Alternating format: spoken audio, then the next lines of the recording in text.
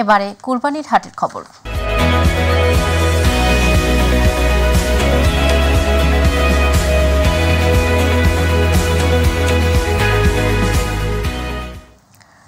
জয়পুরহাটে কুরবানির পশুর হাট জমে উঠলেও ভারতীয় গরুতে হাটগুলো সয়লাভ হওয়ায় দেশি গরুর খামারি ও ব্যবসায়ীরা পড়েছেন হুমকির মুখে। কাঙ্ক্ষিত দাম না পাওয়ায় হতাশায় ভুগছেন তারা। প্রতিনিধি বিপুল কুমার সরকারের রিপোর্ট জানাচ্ছেন শামস তাবরেজ উচ্ছ্বাস।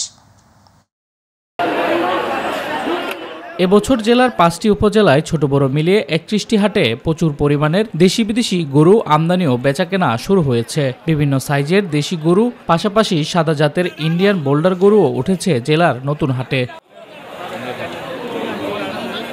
সপ্তাহে প্রতি শনিবার এখানে গরুর হাট বসলেও কুরবানি উপলক্ষে বুধ ও শনিবার 2 দিন বসে হাট। এবার কুরবানি পশুর দাম ক্রয় ক্ষমতার মধ্য থাকায় সন্তুষ্ট ক্রেতারা।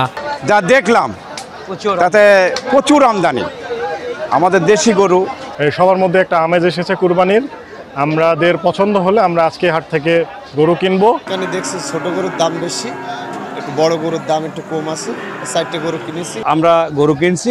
গরু আমার দাম আমাদের নাগালের বাইরে। সামনে হাটে হয়তো বা পাইকার কমার দাম একটু সামনে পড়ে যায়।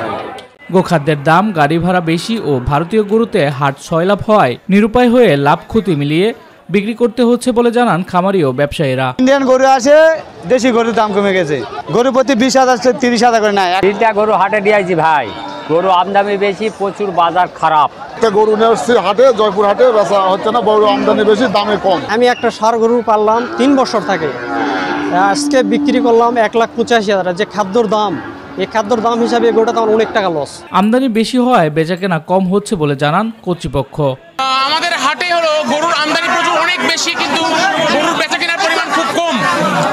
আর আমাদের হাটে নিরাপত্তা ব্যবস্থার জন্য পুলিশ রয়েছে, আমাদের পৌর কমিটি পুলিশ রয়েছে। এদিকে শান্তিপূর্ণভাবে পবিত্র ঈদুল আজহা উদযাপনে সর্বাত্মক নিরাপত্তা ব্যবস্থার বিষয়ে জানালেন পুলিশ সুপার। 31টি গরুর হাট বসবে। গরুর হাটগুলোকে কেন্দ্র করে আমরা সর্বাত্মক নিরাপত্তা ব্যবস্থা জোরদার করেছি। সকল গরুর হাটে সিসি ক্যামেরা স্থাপন সহ কন্ট্রোল রুম আমরা স্থাপন করব।